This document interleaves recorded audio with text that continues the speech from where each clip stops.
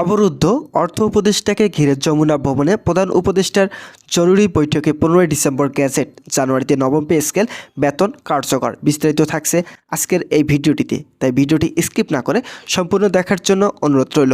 আজকের breaking news, Jamuna ভবনে আবারও পরিস্থিতি উত্তপ্ত হয়ে উঠেছে অর্থ উপদেষ্টার অবরোধের ঘটনাকে কেন্দ্র করে। সারাদিনের অস্থিরতার মধ্যেই প্রধান উপদেষ্টা সিদ্ধান্ত নেন যে আর কোনো বিলম্ব না করেই আজই নতুন করে বৈঠকের সমাবেশ সচিব এবং সংশ্লিষ্ট উচ্চপদস্থ কর্মকর্তাদের সঙ্গে দীর্ঘ সময় অপেক্ষা নানামুখী আলোচনার পর আজকের বৈঠকে অনেকেই মনে করেছেন সবচেয়ে গুরুত্বপূর্ণ এবং সবচেয়ে দৃঢ় অবস্থান থেকে নেওয়া একটি সিদ্ধান্তের সূচনা। প্রধান উপদেষ্টা বৈঠকে শুরুতে স্পষ্ট করে জানিয়ে দেন যে জাতীয় পে স্কেল নিয়ে আর কোনো তালবাহানা তিনি বরদাস্ত করবেন না, বরং জাতীয় স্বার্থে এবং কর্মচারীদের দীর্ঘদিনের ন্যায্য দাবির প্রতি শ্রদ্ধা রেখে দ্রুততম সময়ে এ বাস্তবায়ন এখন সরকারের প্রধান টার্গেট। তিনি বলেন, আমরা ইতিমধ্যে যথেষ্ট সময় নষ্ট করেছি, এখন আর দেরি করার সুযোগ নেই। যাদের কারণে দেরি হয়েছে তাদের আমরা ইতিমধ্যে বুঝতে পেরেছি, কিন্তু এই তালবাহানা আর চলবে না। দেশের কর্মচারীরা তাদের ন্যায্য প্রাপ্য পাবে এবং তা খুব শীঘ্রই বাস্তব রূপে নেবে। তো বন্ধুরা, বৈঠকে উপস্থিত কর্মচারীদের কেউ জানিয়েছেন যে অর্থ উপদেষ্টার অবরুদ্ধ হওয়ার ঘটনায় পুরো প্রশাসনকে একটি কঠিন বাস্তবতার সামনে দাঁড় করিয়েছে। এর ফলে সরকারের উপর চাপ তৈরি হয়েছে দ্রুত পে স্কেল সংক্রান্ত সিদ্ধান্ত চূড়ান্ত করার জন্য। প্রধান উপদেষ্টা আজকের বৈঠকে অত্যন্ত কঠোর ভাষায় বলেন, নবম পে স্কেল নিয়ে আমরা দীর্ঘদিন শুনেছি, আলোচনা করেছি, বিশ্লেষণ করেছি। কর্মচারীদের ধৈর্যের পরীক্ষা অনেক হয়েছে, আর একদিনও দেরি না করা ঠিক হবে না। তিনি আরও জানান যে পে স্কেল একটি ধাপ ইতিমধ্যে চূড়ান্ত পর্যায়ে রয়েছে এবং এখানে আর বড় কোনো পরিবর্তন সম্ভব নেই, বরং এখন কাজ হচ্ছে শুধু গ্যাজেট প্রকাশ এবং কার্যকর করার তারিখ নির্ধারণ। আজকের বৈঠকের প্রধান উপদেষ্টা বক্তব্যের সময় আলোচনাযোগ্য অংশ ছিল 15 ডিসেম্বর গ্যাজেট প্রকাশে স্পষ্ট ইঙ্গিত। তিনি বলেন, আমরা আলোচনায় অনেকটাই পথ এগিয়েছি, এখন দেশে প্রায় 15 লাখ সরকারি কর্মকর্তা কর্মচারীদের স্বপ্ন পূরণের সময় এসেছে। তাই আশা করছি 15 ডিসেম্বরের মধ্যে নবম পে স্কেল জাতীয় স্কেল সম্পর্কিত গ্যাজেট প্রকাশ করা সম্ভব হবে।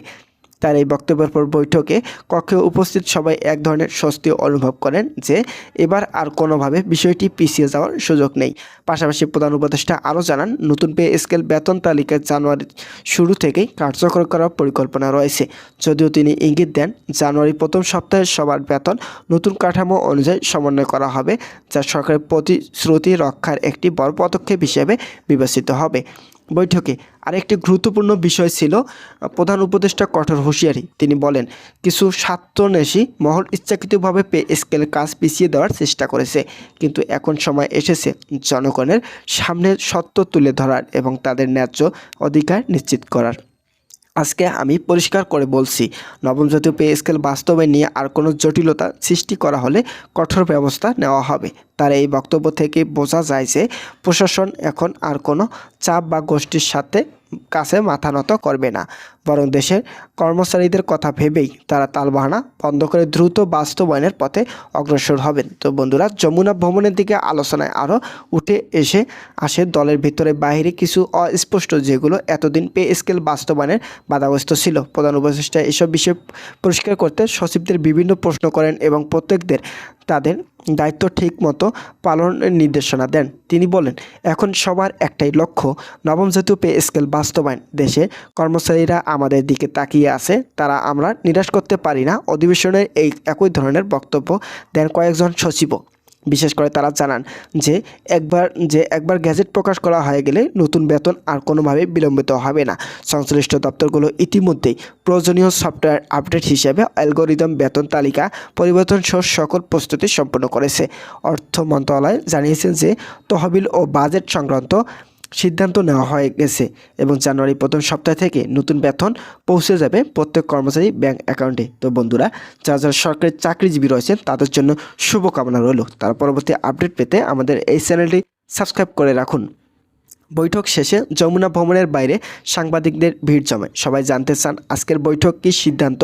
প্রধান উপদেষ্টা বৈঠক কক্ষ থেকে বের হয়ে সারসংক্ষেপ বলে, যা কিছু শুনছেন সবই সত্যের কাছাকাছি। আগামী কয়েকদিনের মধ্যেই আপনারা দেখতে পারবেন বড় ঘোষণা। আমরা জনগণের পাশে আছি, কর্মচারীদের দাবির পক্ষে আছি। প্রধান উপদেষ্টা এই মন্তব্যের পর পুরো দেশে কর্মচারীদের মাঝে নতুন আশার সঞ্চার করেছে।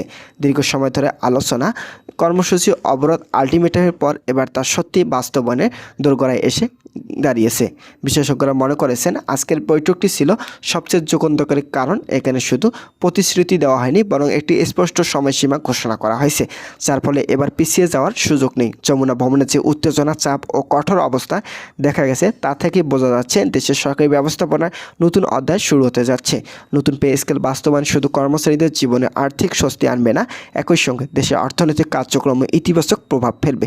বেতন বৃদ্ধির ফলে বাজারে ক্রয় ক্ষমতা বাড়বে, অর্থনীতি আরও বেশি গতিশীল হবে এবং মধ্যবিত্ত ও নিম্নবিত্ত কর্মচারীদের পরিবার ফিরবে স্বস্তিতে।